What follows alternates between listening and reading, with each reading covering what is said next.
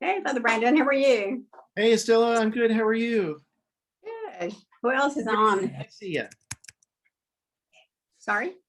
I can hear you, but I can't see you. Oh, okay. Hang on. There you go. I like that scarf. Oh, thank you. It's actually one that I hand dyed or hand printed myself, but that's been a long time ago. Awesome. Hey, Vicky, how are you? Hi, I'm okay. If I get up and leave off and on tonight, I'm not trying to be rude. I've got shingles. Oh, And sometimes sitting for a long time, my legs start cramping and I've got to get up. So yeah. if I disappear, I'm sorry, but I'm not trying to be rude. That's totally understandable, Vicky. Don't worry about it. I'm so sorry you're having to deal with shingles. This is the second time. I had it 2 years ago, and I was supposed to get the shot last April, and of course it was COVID, so I didn't go get the shot. Sure. So here I am again. That's Oh, what she has me rough. exiled to another room. That's rough. I hear that, Randy Lewis.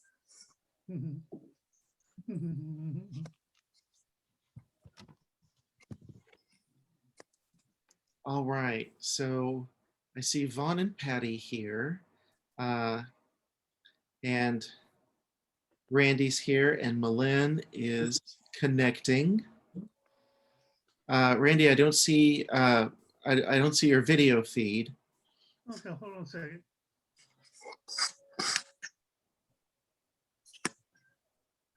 Here it is. There you are. All right. And Brian and Becky ought to be joining us also at some point. And I think, I don't know if Mother Pam is going to join us tonight or not. She had a couple of things on her agenda when she left the church today. So we'll see. We'll see. There's Vaughn. Hey, Vaughn, how are you? And Patty, all right.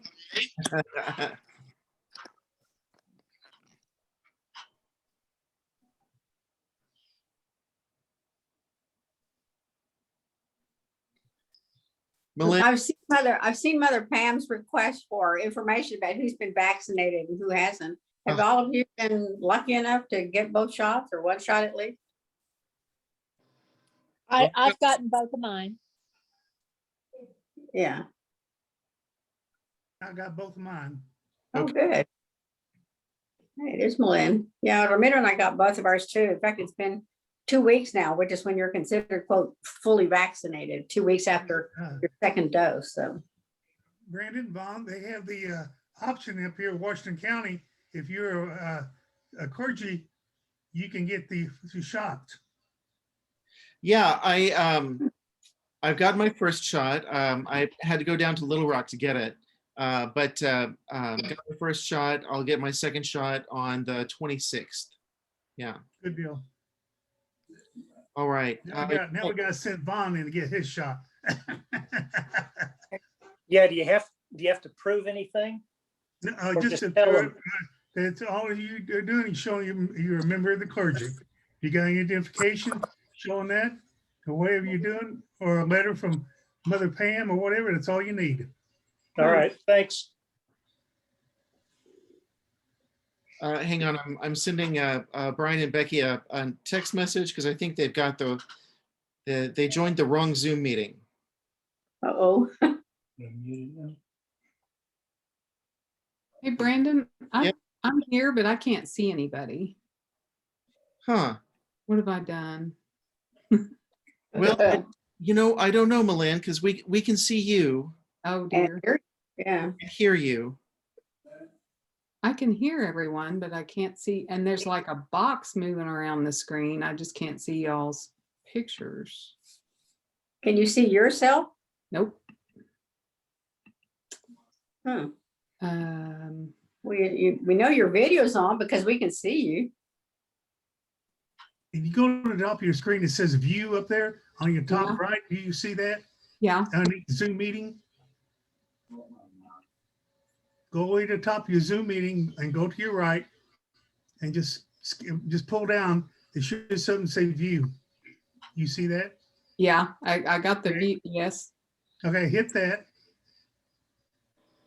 And hit the let me see here.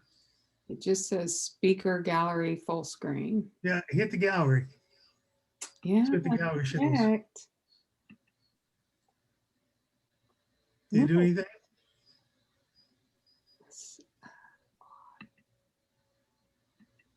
Yeah, that's not it. Did it do anything? No.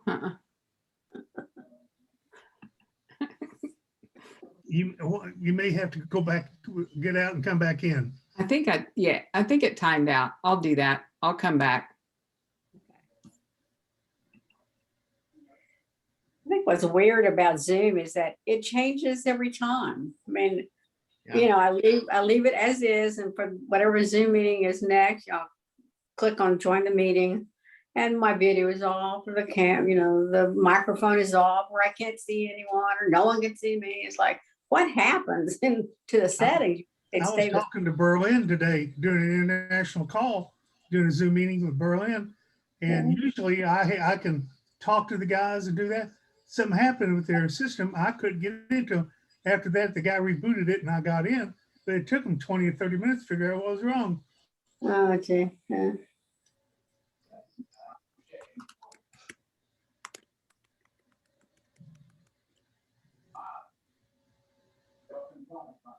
Well, let's go ahead and start with a word of prayer, and we'll hope that the others will join us as they're able.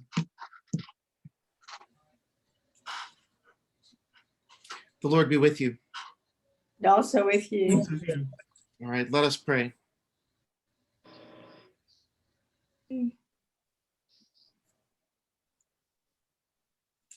To you, O Lord, I lift up my soul.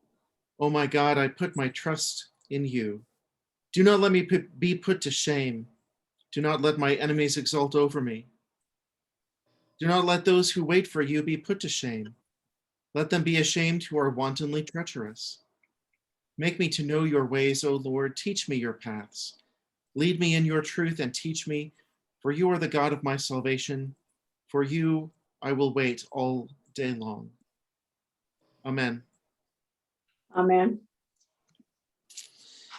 So that's taken from Psalm 25, and that's a little snippet of what we're going to be looking at tonight. Tonight we are taking a look at the Psalms of Disorientation, according to Walter Brueggemann. So before we get going too much into there, Malin, can you see us now? Okay. All right. And there's Becky and Brian. Hi there, guys. Does anybody have any questions left over from last week, or anything you guys want to mention, or did anything jump out to you from last week's discussion in your own private devotions during the week?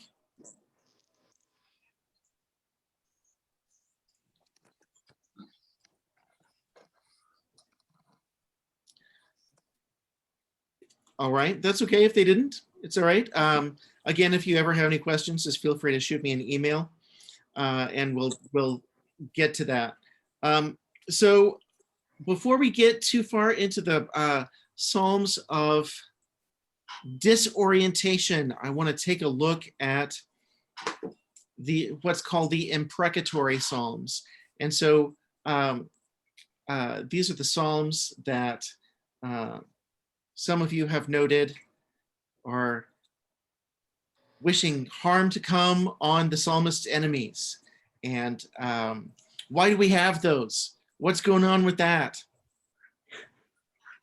And as an example of these imprecatory Psalms, I want you to turn to Psalm 109, if you have your Bible with you or a prayer book.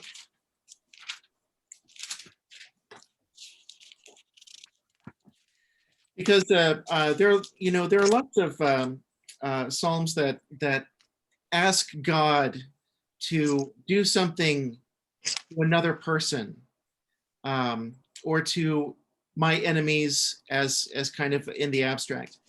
But Psalm 109 is like just a prime example of these imprecatory psalms. So Psalm 109.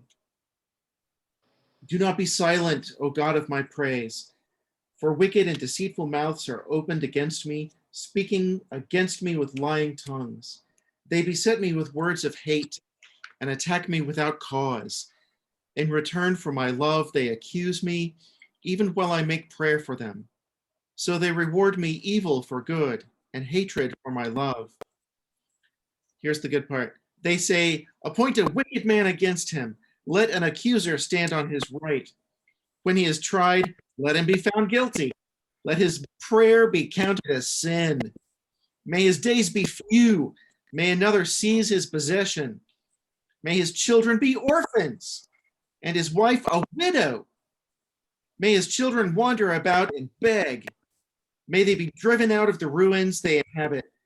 May the creditor seize all that he has. May strangers plunder the fruits of his toil.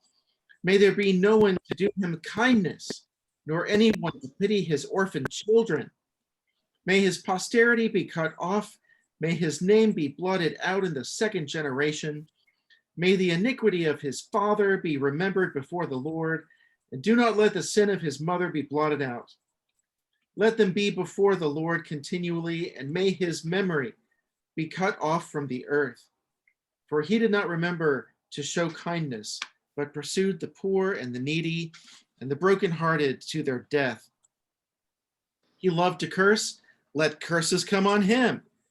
He did not like blessing, may it be far from him. He clothed himself with cursing as his coat.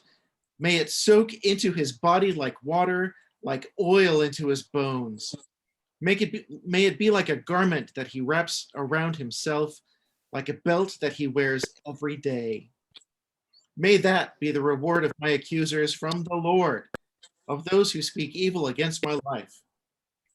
But you, O Lord, my Lord, act on my behalf for your name's sake, because your steadfast love is good. Deliver me, for I am poor and needy, and my heart is pierced within me. I am gone like a shadow at evening. I am shaken off like a locust. My knees are weak through fasting. My body has become gaunt.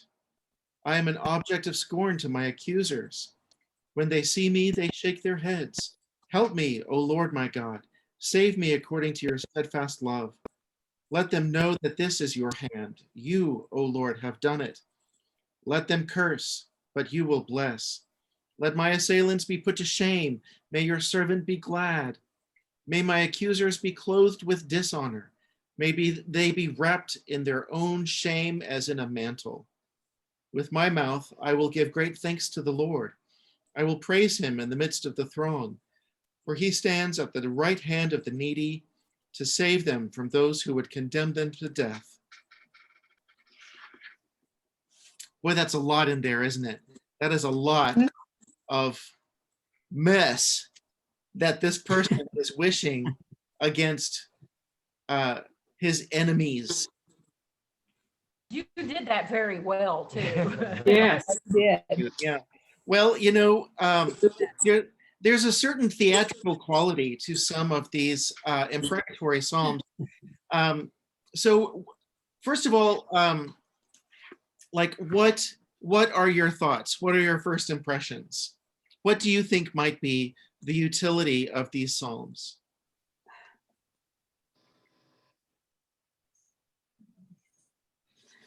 My initial thought is that this person is suffering from great anguish and needs help. I mean, it's kind of a twisted way of asking for help, but I mean, I feel like this person is suffering and maybe doesn't know how to express themselves, or they're just angry, too. I think he's angry and he needed to blow off steam, just He needed to vent. And this is a rant that he engaged in. Look at all the terrible things they do. And they've done it to me. They've done it to others. And I'm trying to be good. And yet they're prospering and all that. And it was like, oh, Yeah. this way. I Mhm. think he's also looking for a sense of justice. Maybe he's experienced that and wants justice for whatever has happened to him. But I can't help but think about, like, in today's world, just the world that we live in, and a lot of people that have this mentality. And hope I'm not offending anybody, but a lot of Christians that might read this might think it's okay. So, that's what I thought of is when this was being read so eloquently by Brandon, that it reflects a lot in today's society as well. He was definitely very conflicted. Yeah, big time. What would be the use of something like this? I mean, I know it shows our humanity but what's Brandon, what's the use of these? Yeah. Yeah. Well, I think all of you are correct. And particularly, Malin, when you were saying this person is obviously very troubled, doesn't know what to do with it. Mhm. We as adults can recognize when a young child is upset and they don't know what to do with their feelings, they throw a fit. And we as adults can recognize that the child isn't throwing a fit to throw a fit. The child doesn't understand what's going on, or is upset because their sense of fairness has been turned on its head, or so we can recognize that behavior in children, right? Well, this is what adults do when they're upset, and we do that too now. We tell we tell people who we get frustrated with to get lost, go take a long walk off a short pier, Mhm. right? Well, if I'm going to say that to somebody, I don't actually want someone to go drown themselves. So there's an element of hyperbole that's going on in these imprecatory psalms. And we have to recognize that. And so, like I said earlier, there's a bit of a theatrical quality to this for a couple of reasons. First of all, like we noted earlier, it's poetry. It is an art form. And secondly, because of that hyperbole that's being engaged in here, it sort of lends itself to performance. Now, the psalmist, that whoever wrote Psalm 109, like, this was some no holds barred cursing. Like, they got the people's their enemies, children involved, Yeah. their wife involved, their enemy's mother and father involved, and and all this. I mean, this is no holds barred. This person is really upset. And like you were saying, Brian, I have noticed that when I read the news, sometimes the situations that make my blood pressure rise, I'll have some, a higher quantity of negative knee-jerk reactions myself. So, for instance, I was reading the news, which I probably shouldn't have been doing anyway. But I was reading the news and reading about how the Justice Department is starting to prosecute the people who were involved in the insurrection on the Capitol on January 6th. And I remember reading this, and I remember thinking, I hope they throw the book at all of those people. I hope they lock them away and throw away the key. And so, when I step away from that situation, of course, I don't want that. I want an element of justice, but I don't want people to be sentenced unjustly. I just want justice. And the part of me that wrestles with, why did this happen anyway? Why were these people doing this? And why is their worldview so very different than mine? That part of me generates this knee-jerk reaction that's over the top. Do you all understand where I'm going with that? So I think that's the element of human nature that's happening in these imprecatory psalms. Brandon, I like to bring something up. I had time when I was in Saudi Arabia, I read the Quran. Do you know the first 7 books of the Quran is the Old Testament? And they teach the Psalms in their schools because they make the students sing, or it's not sing, but memorize the Psalms with the portion that the Prophet Muhammad did.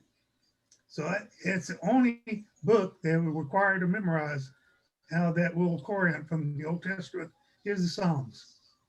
That's really So interesting. if they use that Sundatic law, they take it, like Saudi Arabia, Iran, they use that Muslim law, and this is one maybe punishment so they can look at.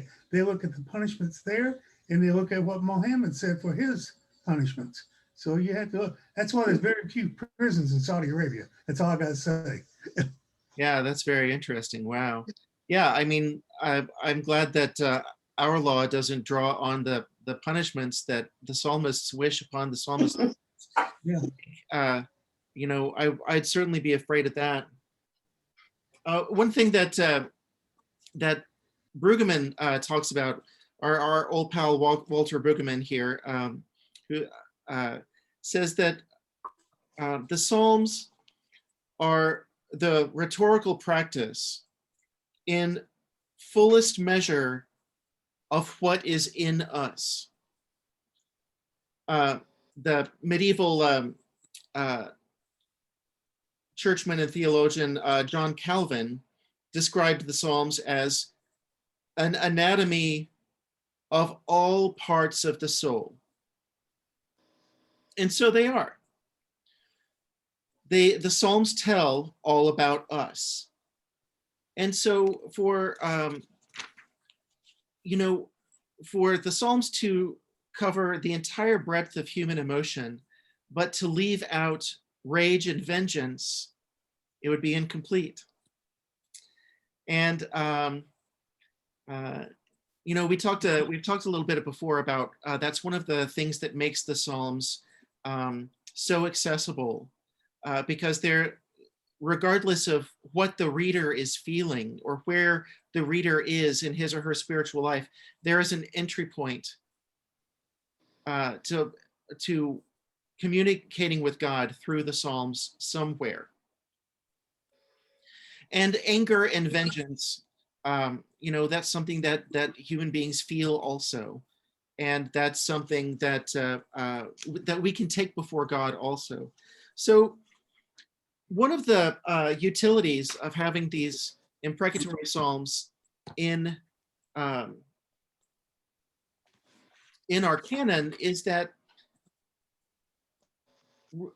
regardless of how we are feeling, we can take our feelings to God.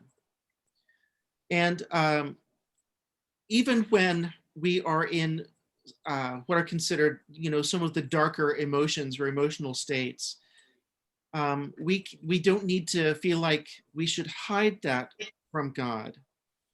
God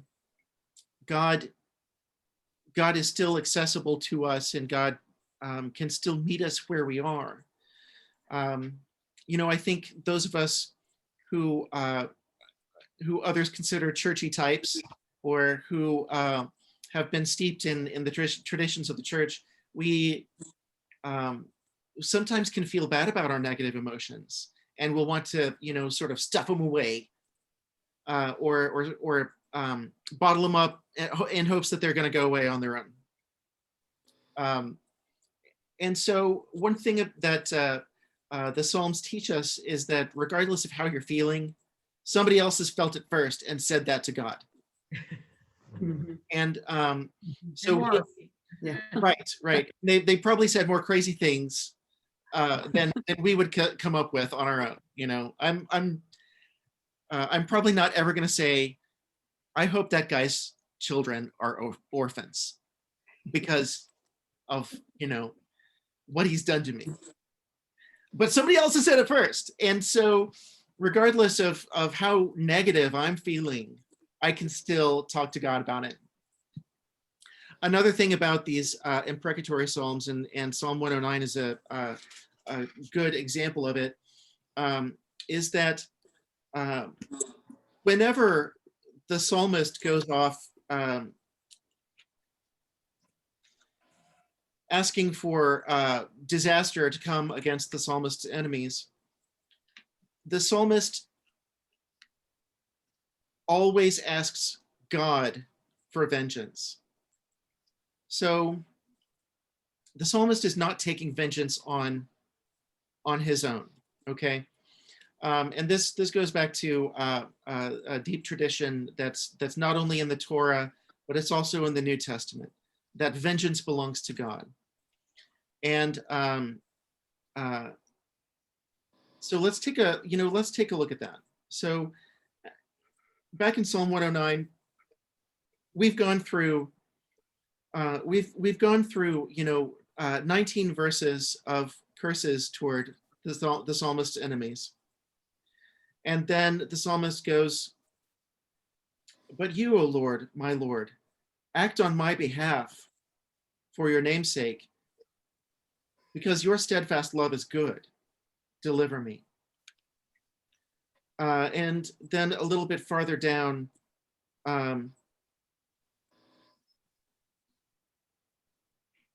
verse 27, "Let them know that this is your hand. You, O Lord, have done it. Let them curse, but you will bless." And then the last verse, for he, God, stands at the right hand of the needy to save them from those who would condemn them to death. So what's going on in these parts is the psalmist has expressed his frustration, has expressed in a very cathartic way how angry he is at his enemies. And then he totally turns it over to God and says, "Vengeance is yours. You take care of it. Save me according to your steadfast love. Let them curse, but you will bless." God stands at the right hand of the needy to save them from those who would condemn them to death. And the psalmist is also talking against his own imprecations at this point. You know, the psalmist is also now relying on God's mercy to protect his enemies from his own curses. And I think that speaks to us when cooler heads prevail, when we are able to step back and say, you know what, I really don't want that guy to take a long walk off of a short pier. I really don't want that person to actually get lost. I really don't want people who are caught up in a bad situation to be locked away in jail for the rest of their lives unjustly.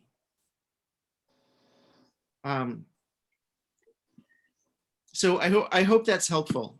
I hope that's helpful. And I will tell you a little bit more that there's a great tradition in the monastic tradition of praying the Psalms every day. And in some Benedictine traditions in particular, the entire Psalter is prayed over the course of a week. Now, that comes to us in our daily office, and in the course of morning and evening prayer, the grand majority of the Psalter is prayed through in a month. But a lot of these imprecatory Psalms, or certain parts of imprecatory Psalms, are left out. But in the monastic traditions, and it's been this way for hundreds of years, since the very beginning, since Benedict started a monastic community in the 6th century, that all of the Psalms are prayed through every week. And so if you look at it from the point of view of a monk or a nun who lives in a community of monks and nuns, where everybody is living and worshiping in lockstep together and performing ministry side by side every day, what do these imprecatory Psalms, what utility do they have? And so for those monastics and for people who are very devout and who, you know, would never dream of sinning, I hear that these people exist. I don't know. But these imprecatory Psalms have become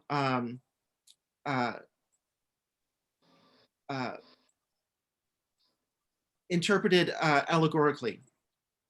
So who is the enemy that the psalmist is wishing curses upon? Well, in this case, it's the forces of temptation. It's the demons who want to tempt me into lust or sloth or greed. You know, so these are interpreted as God, defend me from the demons that assail me and tempt me to sin, or have the potential to assail me and tempt me to sin. And so that also is a longstanding Christian interpretation of these imprecatory Psalms. Yeah. So the big takeaway from this is that, you know, they're here because they're part of human emotion. They're part of what it means to be human, and to leave them out would leave a void.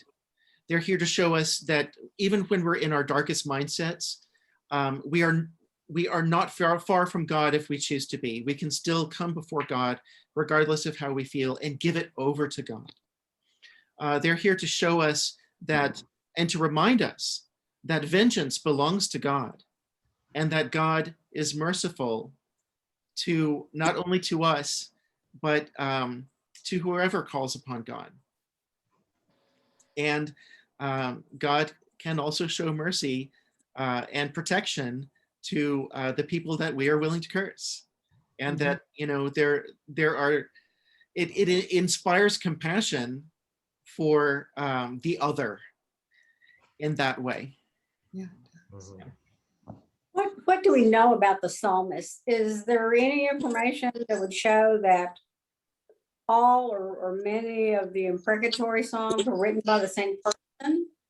Or are they all written individually? I mean, there's so many of them.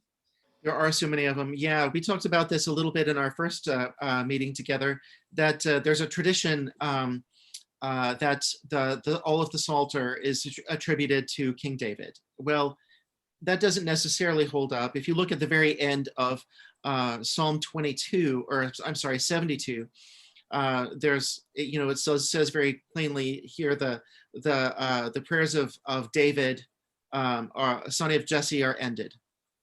But then past Psalm 72, there are other Psalms that at the very beginning say a Psalm of David. And so, you know, we don't know if they're just simply out of order, or it's in the tradition of ancient writing, whether it be literature, prose, or even letter writing. There's a long-standing tradition that if, for instance, if I feel like I'm really channeling Shakespeare, I can write a sonnet and say a sonnet of Shakespeare, even though I'm not Shakespeare. And so it's kind of like that. It's, you know, so we don't know if some of these Psalms were meant to be in the style of David, or an homage to David, or something like that. But some of the Psalms say they're written by David. Some say they're written by Solomon. Others say that a song of Asaph. We don't really necessarily know who he is. But we do know that the collection of Psalms itself spans many hundreds of years. We have the earliest Psalms might have been brought with the Israelites during their wandering before coming into and taking possession of the land of Canaan. And then some of the Psalms, because they mention the exile in Babylon, mean that they were written in the 6th century BCE. So there's 600 to 800 years there that the collection could plausibly span. So there are many authors. Yeah. I want to, before we put it down, I want to take one more look at another psalm here, and this is kind of be our bridge between imprecatory psalms and our psalms of disorientation. Are imprecatory psalms counted as a psalm of orientation, or is that one of those miscellaneous ones? I mean, well, that's two different. Where do they fall? Brueggemann would call it a psalm of disorientation, Okay. because where the life of the psalmist is disoriented insofar as the psalmist is being oppressed by his enemies, being accused unjustly, being ostracized from community, is in fear of his life, or doesn't know when his next meal is coming from. This is a general state of disorientation. So It seems like they would fit there, but I just wondered because it was sort of the intermission between the ones from last week and this week. So I was just curious. sure. Brandon, can I ask one thing? Yeah. Real quick.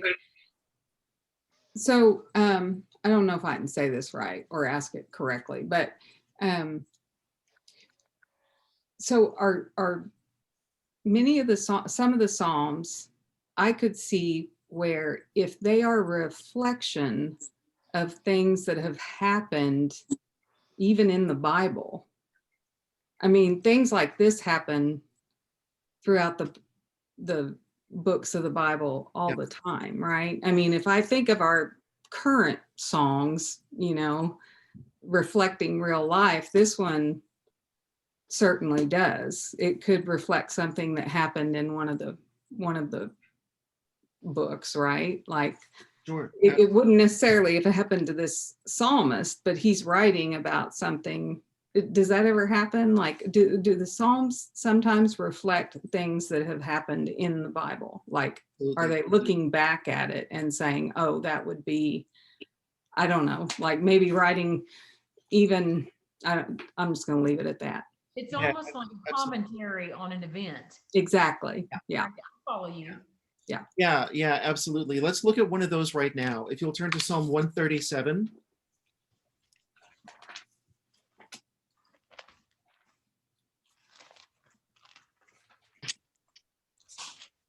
Does anybody want to volunteer to read Psalm 137?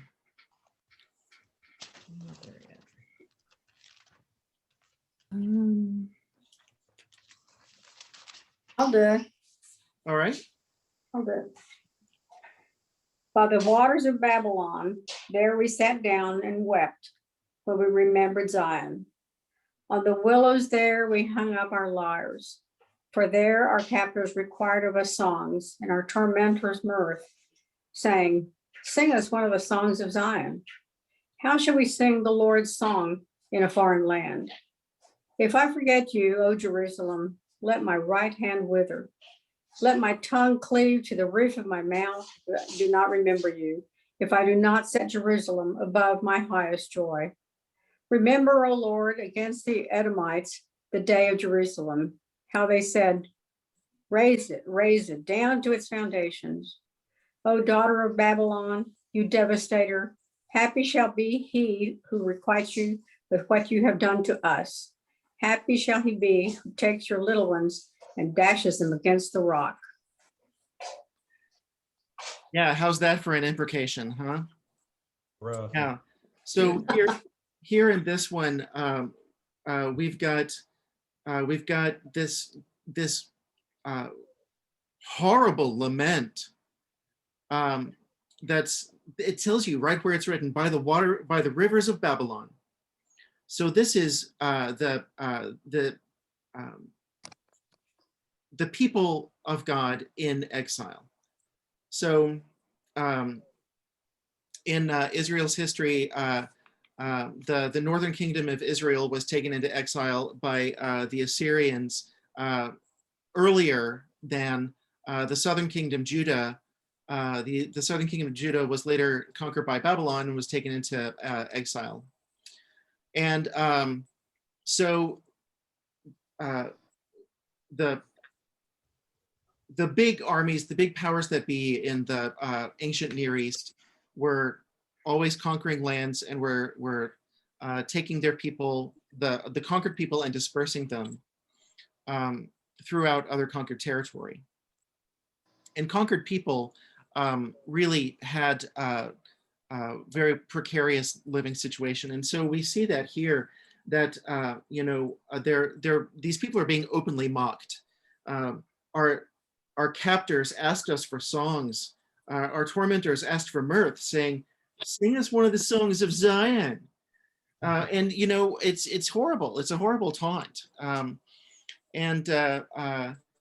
So to your point, Milan, this is the conquest of Israel and Judah and the fall of Jerusalem are events that are throughout the Old Testament, the later parts of the Old Testament. The prophets, the books of the prophets all talk about this. Some of the later prophets prophesy the return of the people from exile. But and you get these stories in the Old Testament. So these things happened, and the psalmists are responding to what has happened here. We also have before I go there, well, let's talk about this imprecation at the very end of this psalm. And I will say that, like, this is the worst one. Okay, this is like the most heinous imprecation, and it's so bad that you can look it up in the Revised Common Lectionary or in our prayer book. Whenever this psalm is prescribed, it says Psalm 137 verses 1 through 6. All right, 7 through 9 are not read in worship because of how horrible 9 is. So let's take a look at 9. So 8 and 9. So, O daughter Babylon, you devastator, happy shall they be who pay you back what you have done to us.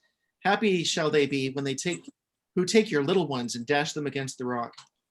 So what the psalmist is asking here for is for Babylon to be destroyed by war. Happy shall they be who pay you back what you've done to us. So in ancient warfare, when kings and generals would send their armies in and completely annihilate everyone in city, region, or province, there was sort of a hierarchy. There were preferred methods of putting different people to death. All right. So men get killed in battle. I'm not going to go on down the line, but infants, you don't stab an infant. That's awful. The best way to do it is to cause head trauma, and the infant will die. This was a common practice in ancient warfare. We know this from contemporary source, actually a source that's even older than this, and that's Homer's Odyssey. So in that writing, when the Greeks finally entered Troy and destroyed it, the infant son of the great defender of Troy, Hector, a Greek soldier, did this to that child, dashed him against the rocks, and that's how infants were destroyed in wartime. So what the imprecation isn't necessarily let your babies be killed in a horrible fashion. The imprecation is let your land be destroyed, just like Jerusalem was destroyed in war, in the horrors of war. You know, I've had problems with these kind of Psalms for a long time. And I think I have viewed them from my very young and protected self in the United States, where we have not experienced the wars that Europe and Asia have. And over centuries and centuries, that stuff gets bred into families, you know, and I absolutely think that if I were to be someone who lived in Syria or any of these places, even now, and you hear about the atrocities that are happening that are no different from the atrocities that happened in this time, I'd be saying the same thing. You know, let them have it just like we got it. Yeah. And it makes it just As a study of a little more warfare, understandable. what the armies, conquering armies usually done when they conquered and made the slaves out of the adults, they had no room to have the children to return back, give example, to Babylon, or you can take it back to Alexander the Great when he invaded, you know, Sparta, not Sparta, but other Greek states in Greece. They took adults out because they can use them as slaves. They got rid of the elderly and they got rid of the children. That way they didn't have to support them on their big task going back and forth. Well, there's another element to this destruction of the babies, and that's to get rid of the lineage of the parents. The men were killed in war, the women were raped, and that way they got the conqueror's DNA into the local gene pool. And by getting rid of the little ones who were parented by or who were fathered by the soldiers who had died in the war, that ended their lineage. And you know, society for lineage is very important. And a woman's purity is sacrosanct. Now here you have women getting raped and having children of the conquering people. So there's that element to it too. So this is a very powerful imprecation, and you can see why in the Episcopal Church or whoever follows, what other churches that follow the Revised Common Lectionary, that those verses from Psalm 137 are never used in worship. They're one of the revised version, the things revised. Yeah, right. Yeah, exactly. Yeah. So that was we talked a lot about the imprecatory Psalms, and we haven't really talked very much about the Psalms of disorientation, as Walter Brueggemann puts it. We've just got about 12 minutes until the top of the hour, and so I just want to kind of introduce some ideas, and then we'll talk some more about it next week.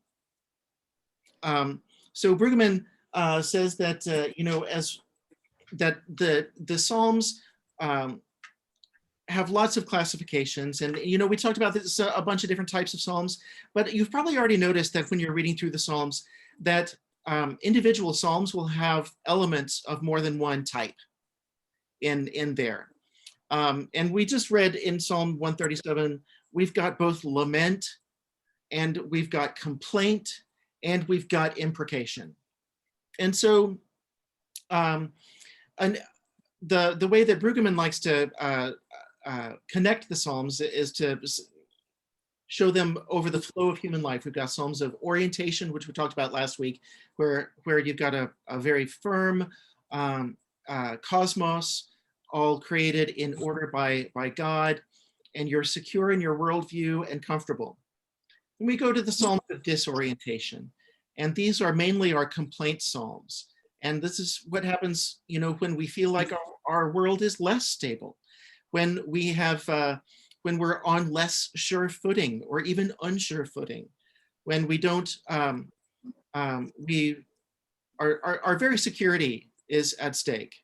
And, you know, you may have connected with some of these before if you had lost a job suddenly, or had, you know, troubles in marriage, or lost loved ones, or just felt marginalized by the greater political milieu of the country. I've felt that way before too, and connected with some of the Psalms this way. And next week, when we talk about the Psalms of reorientation, they'll be sort of coming out of that place and into a new place. And the new place that we come to isn't necessarily the same place as our Psalms of orientation. It's not necessarily the same secure place that we were before, but it's a new understanding of it. And this cycle continues through our lives because today's new understanding, I'm sorry, yesterday's new understanding is today's place of security, right? If we had a spiritual epiphany a couple of years ago and we've sort of changed our worldview because of it, we're now comfortable in that. And another period of disorientation might lead us to a period of new orientation. And so through this sort of flow of life, this is how human life goes. This is how we are always able to connect with the Psalms. For our Psalms of disorientation, Brueggemann breaks it down into just two main categories. There's the personal complaint psalm, and there is a communal complaint psalm. So 137 that we just looked at, this is more of a communal complaint psalm, because the psalmist is talking in the plural, the first person plural. By the rivers of Babylon, there we sat down, and there we wept. We hung up our harps on the willows. Our captors asked us for psalms. And then, so this is basically a psalm of complaint. This is where we are right now. Oh God, come to help us. Let's look at a personal complaint psalm. Let's take a look at Psalm 86 real quick.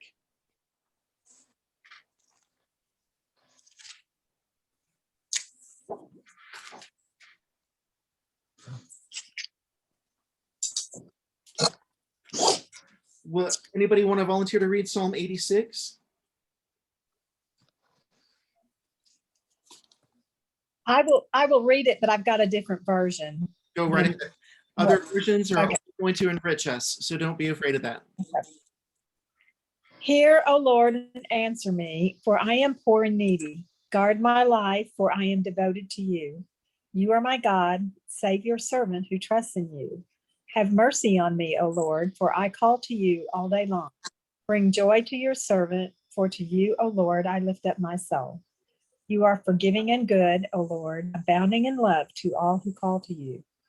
Hear my prayer, O Lord. Listen to my cry for mercy. In the day of my trouble, I will call to you, for you will answer me. Among the gods, there is none like you, O Lord. No deed can compare with yours. All the nations you have made will come and worship before you, O Lord. They will bring glory to your name, for you are great and do marvelous deeds. You alone are God. Turn too many pages. Teach me your way, O Lord, and I will walk in your truth. Give me an undivided heart that I may fear your name. I will praise you, O Lord, my God, with all my heart. I will glorify your name forever, for great is your love toward me. You have delivered me from the depths of the grave. The arrogant are attacking me, O God. A band of ruthless men seeks my life, men without regard for you. But you, O Lord, are a compassionate and gracious God, slow to anger, abounding in love and faithfulness. Turn to me and have mercy on me. Grant your strength to your servant and save the son of your maidservant. Give me a sign of your goodness, that my enemies may see it and be put to shame. For you, O Lord, have helped me and comforted me. Thanks, Vicki.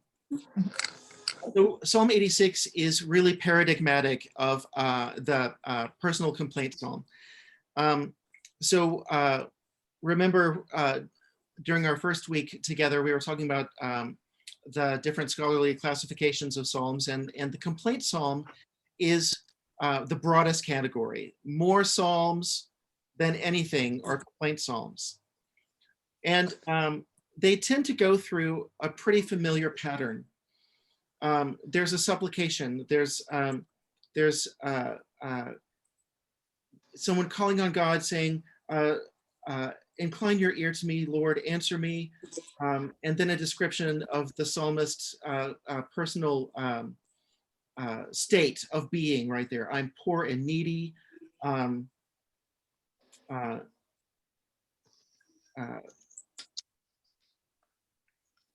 And then there's the psalmist also throughout the complaint praises God and says, "You are the God of my soul. You are good and forgiving, abounding in steadfast love to all who call on you. Give ear to my cry, Lord." In other words, I know that you are good. That's why I'm calling on you.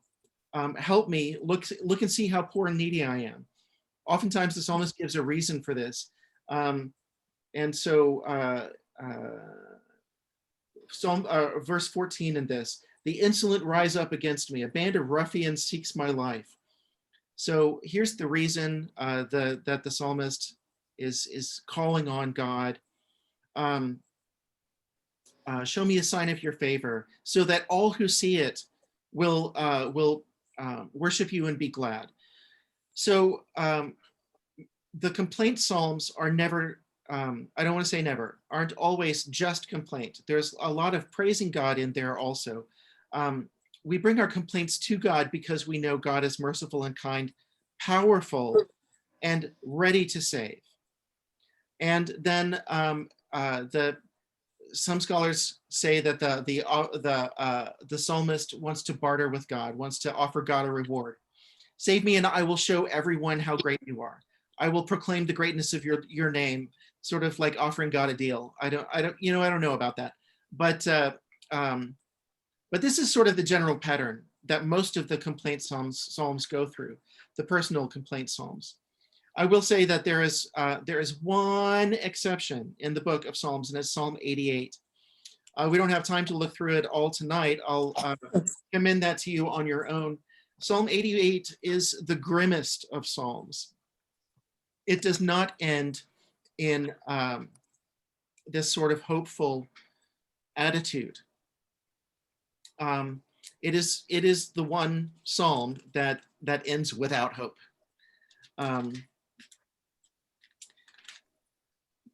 So,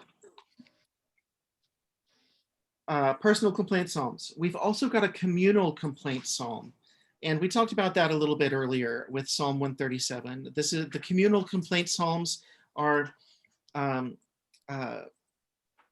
group of people reaching out to God to restore order. A lot of these do mention displacement. Some of these mention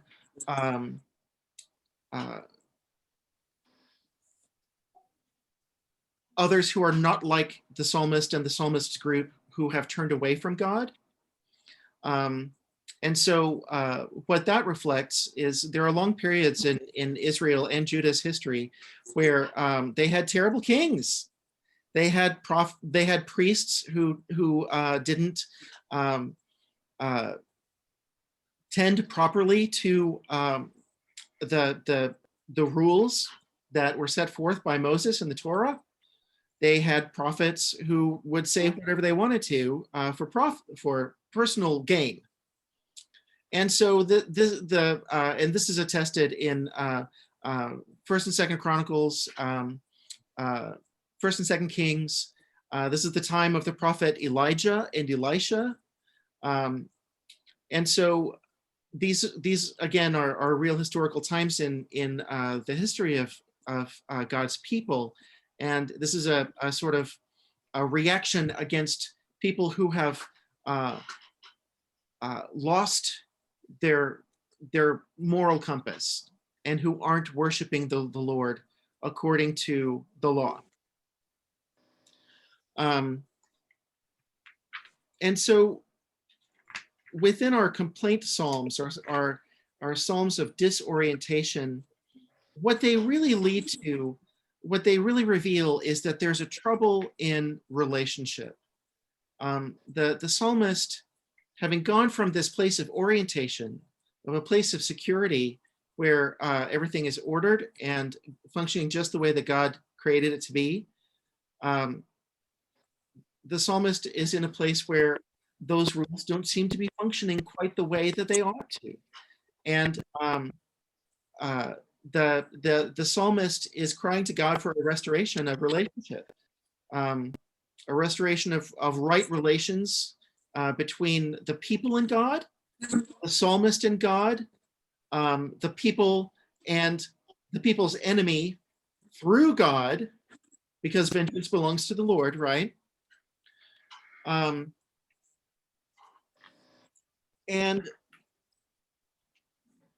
I have to be aware that it's 8 o'clock now and we've been talking for an hour and I don't want to take up too much of your time. So I'm just going to go ahead and stop talking here. You know what? I said to myself after last week, I said, Brandon, you talk too much. I'm not going to talk as much as I did last time, but I'm going to let these poor people rest their ears and ask their own questions. And I don't think I've done a very good job of that. So for the next 2 times, since we've only got 2 more times together, I'm leaning on you to keep me accountable on that and shut me up whenever you're ready to ask questions. But before we go, do you have anything, any questions that I can answer real quick, or anything that you want to throw out there or talk about? I would like to look at some more of these. Yeah. Over the course of the week. And so I know I've done a little Googling, but I don't know if I'm looking at what you want us to look at. So would you mind to send out a few suggested ones to look at? And I sure will. Yeah, I sure will. I'll do that. And I'll also give you information about this book. This is Brueggemann's Spirituality of the Psalms. It's a tiny book, and it's where I'm getting most of this information. So I'll send that out to you. Also, you know, when I wanted to put this course together, I wanted to put together a course that really didn't require a lot of work on the front end, because we've all got all kinds of things going on, and we're probably all really tired of interacting with other people through screens. So I wanted to do something easy, but more and more of you are asking me for information. So I'm going to go ahead and send you the information about this book. It's a tiny little book, like I said. You can see it's diminutive size, and it's only, it's less than 100 pages long, and less than 80 pages long, and that's with the bibliography. So along with Brueggemann's Spirituality of the Psalms, Brueggemann's got Praying with the Psalms, and this also is a relatively small book, and I'll send this information out to you as well. It's less than 90 pages with the bibliography. And the last chapter is all about the imprecatory Psalms, all about vengeance and the divine. And so I'm going to recommend that to you as well.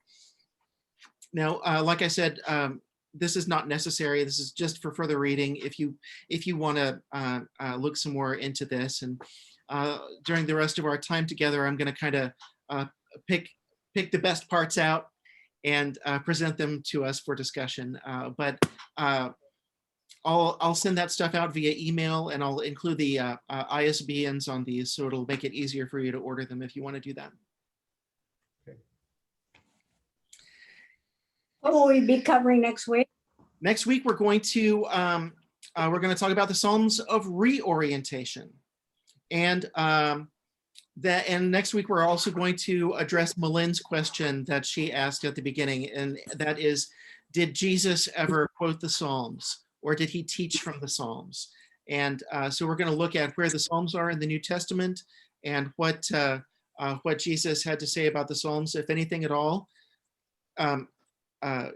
Sneak peek, he did. And so we'll take a little look at that as well. Okay. Yeah. All right. Thanks so much, everybody. This has been lots of fun. I hope you're enjoying this too. Thank you, Brandon. Thank you. Thank you very much. Yes, I thank you, enjoyed it. Brandon. All right. Good night, Brandon.